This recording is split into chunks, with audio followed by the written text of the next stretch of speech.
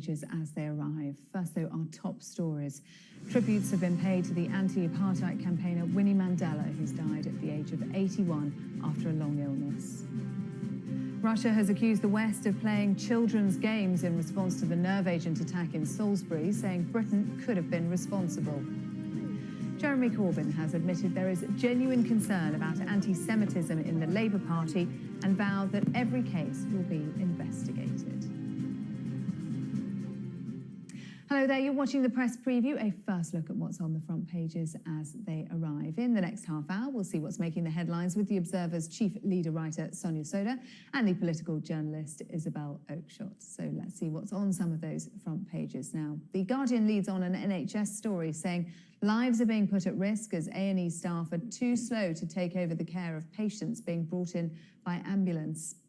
The Metro says teachers are having to deal with an increase in violence in the classroom. The Times claims to have seen documents which suggest police and the prosecution have routinely and deliberately withheld evidence from the defence in criminal cases. The former Health Secretary Andrew Lansley, who has revealed he has bowel cancer, has told the Daily Telegraph his symptoms could have been caught sooner had it not been for cuts to the NHS. The Daily Mirror has spoken to the survivor of the IRA Warrington bomb, who's told the paper that it's sad that no one has faced justice. A Sun investigation claims that moped thieves are snatching tens of thousands of pounds in the UK to supply the black market in Nigeria. The Daily Star claims a detective has ruled out the possibility of police finding Madeleine McCann, even with extra funding. And tonight we're joined by Sonia Sodha and Isabel Oakeshott. Hello to you both. Thanks very much indeed for being here. And we're going to start with one-stop shops for cancer testing to help save lives. That's on page 6 of the Express. So what's this all about? So there's a lot of health stories in the papers, and this first one is one that I think the government will be very pleased to find on the pages of newspapers. It's this announcement that we're going to see fast-track cancer centres piloted. So there's going to be a few centres piloted. The idea is that if your GP's worried about you, they send you to this one-stop shop. And these shops are going to be able to, one-stop shops rather, are going to be able to do all the sorts of different diagnostic tests you need, hopefully in one place, maybe even on the same day.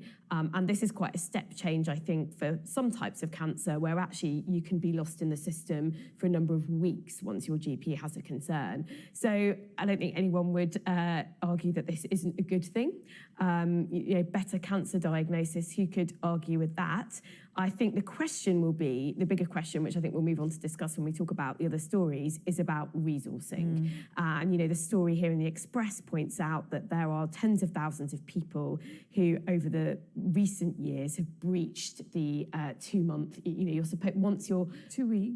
2 week, it's 2 months actually for treatment to start. So once you've had an urgent referral from a GP, you are supposed to have your cancer treatment start within 2 months. And over the last few years, there are tens of thousands of people who've not received their treatment in that time, which I think is a bit worrying. And I'm not sure that just piloting a few centres is necessarily going to address that. Also, it's not clear whether they're going to actually build new centres or are these going to be within existing facilities, because the cost of actually creating whole new infrastructure there would be something that will stretch the NHS yet further. I mean, as Sonia says, no one's going to argue with quicker cancer diagnosis, but I wonder whether this is going to be, to what extent this is going to be replicating what happens already. I can just see that these centres may become overloaded as GPs will automatically refer there. And then, quite how does it sync up with the rest of the system? So on the face of it, it does sound a good thing. We were slightly reluctant to lead off on this story because we feel it's a bit of a government puff. And we're just a little bit But there's skeptical. plenty of other stories, aren't there, criticising the NHS. One of them actually about cancer, in fact, that we're not coming to now, but one of the stories I was reading in the papers talking about cancer operations being delayed during the winter crisis. And of course, that was one of the things that was supposed to not be happening under the guidelines. But The Guardian talking about the delays at A&E. And this is very much an ongoing issue. I mean, I used to be a health correspondent years ago and remember writing about this absolutely ages ago. And this is what happens when ambulance drivers and their crews turn up at A&E to dispatch patients, to hand them over to A&E staff and find that the staff aren't actually able to admit those patients, and therefore the ambulance has to sit outside the hospital with the patient in the back, and they have to continue providing care, which obviously means that they're not in circulation able to respond to other 999 calls. And that is a very serious issue. I know Labour has been quite good on this, have been quite strong on putting the government under pressure over the years, actually holding them to account about the number of hours that are being lost to 999 responses because of that type of blocking outside hospitals. I mean, during the peak of the winter crisis, and there were stories of some ambulances sitting outside for 5 hours or so. Yes, that's right. And I think Isabel's right. This is a sort of perennial story that we keep coming back to, but it does seem to be getting worse. And over the last 2 or 3 years, there have been very senior people in the health service that have really rung alarm bells about the pressure that the NHS is under. And I think this is one indicator, the fact that ambulance staff can't get their patients into A&E to be seen.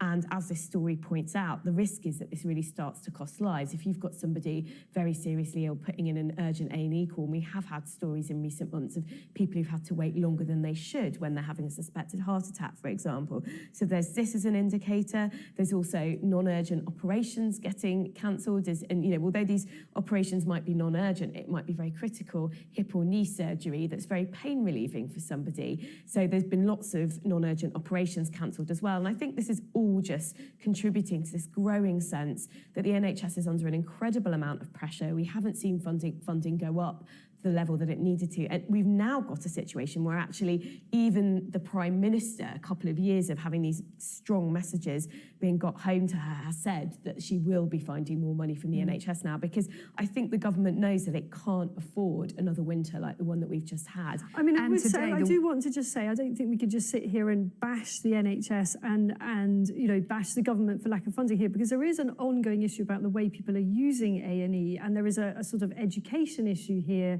that people are abusing the ambulance system. They are calling ambulances, and I mean, this is just a fact. The ambulance service put out these details every year of the type of calls that they're responding to for incredibly trivial and minor things.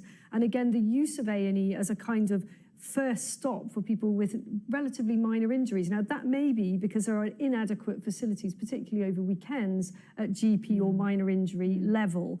But the kind of default to A&E as opposed to lower level care is one of the main issues that is clogging up A&E, rather than lack of funding, as it were, at that point. But talking about the pressures on the NHS, and we had the warning today that the winter crisis is likely to stretch through the spring and into the summer. Yeah, which is really worrying. And I mean, I agree with Isabel that I think there are behavioural responses that we can encourage around the way that people use the health service, and there is absolutely always space to improve those. But the funding issue is a really significant one. The NHS has historically had about a 4% funding increase on average per year since it was set up, and that's gone down more to between 0 and 1% over the last since sort of 2010 or so. And there is when you've got an ageing population and more demands on the NHS, there's just no way that you can make those maths add up. It's not a surprise. A lot of people have been predicting this. So I think funding absolutely is an issue. But Theresa May has announced a rethink. Well, I don't think she's announced a rethink. I mean, she's announced, we already had in the last budget indications of higher... a different approach to the way in which the NHS is what a Conservative-led government will not do is just chuck money at a problem and hope that that alone is enough to solve it. And I mean, if you talk to sources in Number 10 about this, they absolutely accept that there is a need for some more funding for the NHS, but what they're not going to do is provide billions and billions and billions without looking at the pinch points and applying a more forensic test as to where there are inefficiencies.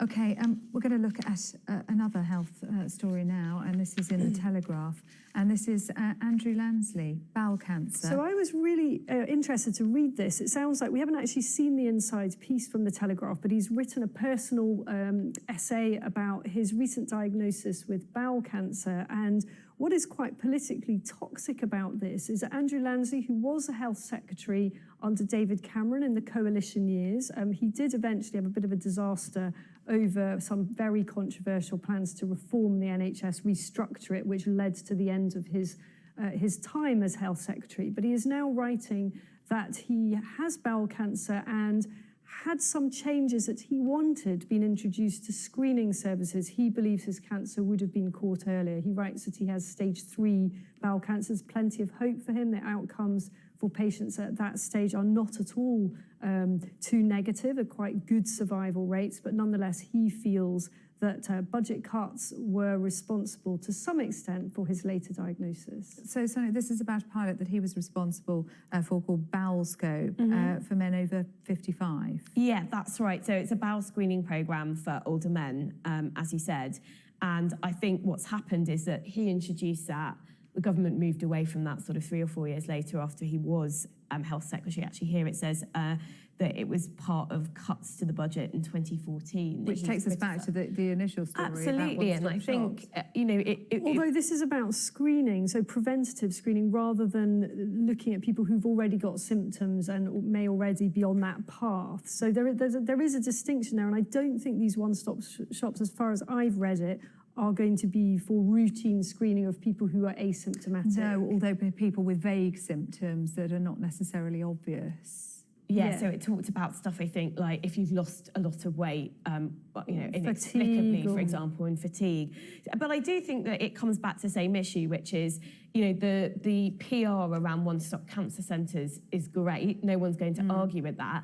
But we see a lot of, you know, we've over the decades seen a lot of government PR stories around health, you know, from multi-GP centres to one-stop centres for this and one-stop centres, one-stop shops for cancer. And I think the question is are these things going to be properly resourced? And I think the government will rightly be worried that on the day they're announcing a big new flashy pilot, you've got a very senior ex-health minister saying that he believes his cancer would have been picked up more quickly if the screening programme hadn't been cut back. And I think that is very politically significant. Just looking at the end of this particular part of the article, though, it says the government has committed to introducing a new test for bowel cancer called FIT, which pilot schemes have indicated will increase uptake for screening and detect more cancers. But obviously, not in time for Andrew Lansley with his particular case. And you know, this story says that only 10% of bowel cancers are picked up through screening, which doesn't suggest that screening is very prevalent at the moment. And as we all know, early diagnosis is the key. Okay, ladies, thanks very much indeed. We're going to take a short break now, but coming up in a few moments, is it fair to say that older men only fancy younger women? Apparently not. We'll explain in a moment.